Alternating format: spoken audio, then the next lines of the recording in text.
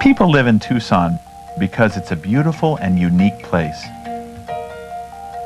But today, many Tucsonans are concerned that our city's unbalanced transportation system is destroying the quality of life that we cherish. Cyclists and pedestrians often feel unwelcome and in danger. Car-based sprawl busts our budgets, and pollution chokes our lungs. We've been building more and more roads, but more roads don't seem to be the answer. I'm Steve Farley, co-founder of Tucsonans for Sensible Transportation. I'm also a public artist and a father of 2 daughters, so I care very deeply about Tucson's future. I and thousands of other Tucsonans believe that we currently have a transportation system that's severely out of balance. Up until the late 1980s, we had one of the best bus systems in the country. But we've cut that down to the point in which only people who don't have a choice will ride the system. We're looking for a system that helps everyone, that gives us all choices, so we don't always have to use the car. It's difficult to get around town. It takes quite a bit of time. It's a real headache. It's very, very hard to get cross town. There's just not enough buses. There's not taxi cabs is beyond sometimes the reach of and means of the common folk. We've learned from the experience of other Western cities how a multimodal transportation system can meet the needs and quality of life of all Tucsonans. Our plan will spend 40% to vastly improve SunTrans service and VanTrans service. 22% goes to design, build, and operate a 13-mile light rail transit system. 20% will go to maintain our neighborhood streets and perform deferred repairs immediately. 10%, $5 million a year, will build new sidewalks and bikeways. 6% will extend Old Pueblo Trolley from the U of A through downtown as a major revitalization effort. And 2% will improve traffic policing to make our streets safer for everyone. Our plan will boost the economy, revitalizing the downtown area, increasing property values, enticing high-wage employers, and creating thousands of jobs. As a high school student, I usually have to stay after school for extracurriculars and rehearsals and things of that sort, and so it's nice to have the public bus there because there aren't activity buses from TUSD or anything to take me home. As someone who can't drive yet, I'd like a bus system that could come more frequently and get me around town easily and have me not be so dependent on my parents for rides. Those of us that are not able to drive, something that might take someone 10 minutes could very well take us 45 minutes to an hour on a bus. Connecting the routes, expanding the times, the intervals of buses, creating the link with the light rail, making it more a comprehensive system that everyone can access, it's totally a win-win situation. Responding to the #1 priority of Tucsonans, the plan begins with a dramatic increase in local bus, express bus, and VanTrans service to all areas of Tucson. Hours of operation will be extended from 5 a.m. to midnight.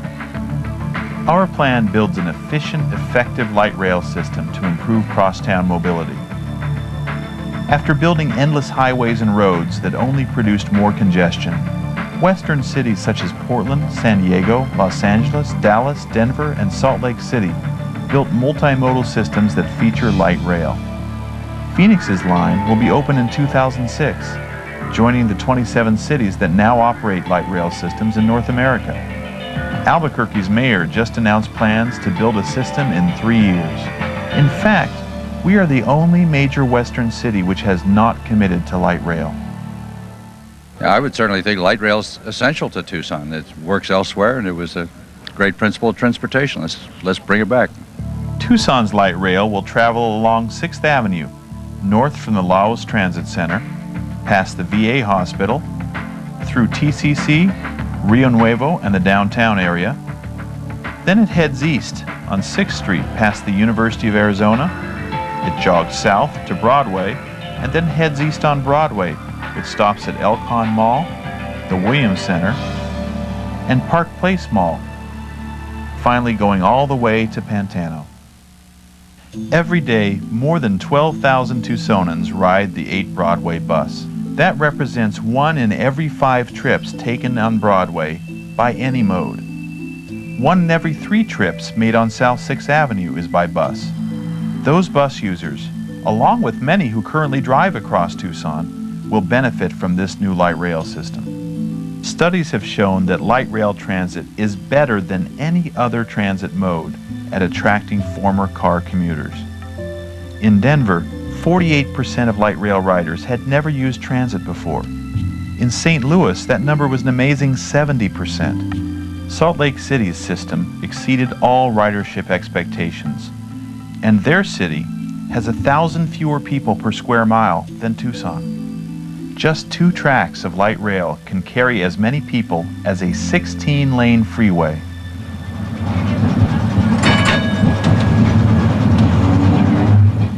Many western cities like Denver, San Diego, and Portland have successfully revitalized their downtowns through the use of rail transit. Our plan proposes expanding the old Pueblo trolley from the U of A main gate through 4th Avenue, across downtown, all the way to the Rio Nuevo Urban Revitalization Project.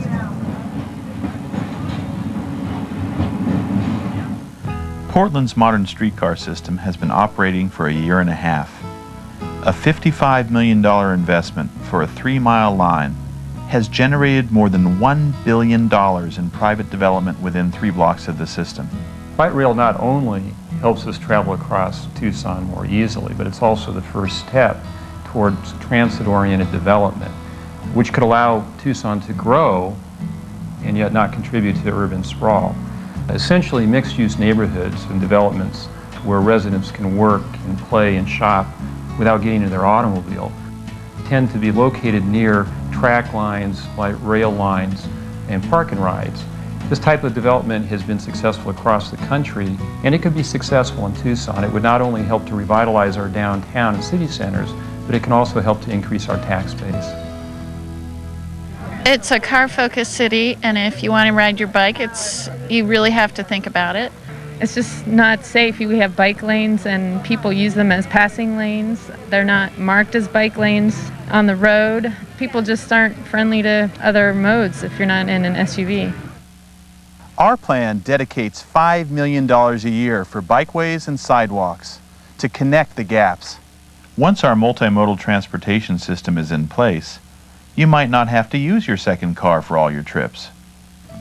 Some might say that a balanced multimodal system is too expensive, especially in this time of budget cuts and a stalled economy.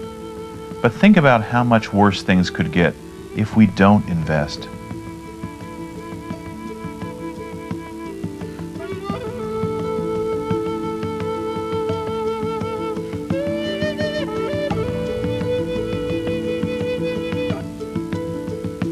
As a bus commuter myself, I recognize that a well-funded, widely used transit system can improve the health of our community. Fewer cars on the road reduce air and noise pollution. Using other modes of transit gives us a chance to connect with each other and develop a sense of community. We're only now beginning to understand how important that is. Here in Tucson, we are at a crossroads. We treasure our high quality of life, but as we grow, we risk losing that high quality of life if we don't provide better alternatives to the car. Now is the time to act to build a transportation system with real choices that will create a healthy, livable, and prosperous community. I love light rail, and they should have it. I think it's good for everyone. Light rail is a desirable alternative, and we should be spending an enormous amount of effort figuring out how to make it work. Thanks. People from all over Tucson, from all across the political spectrum, are stepping up and saying this is the plan we've been waiting for. Now it's your chance to step up.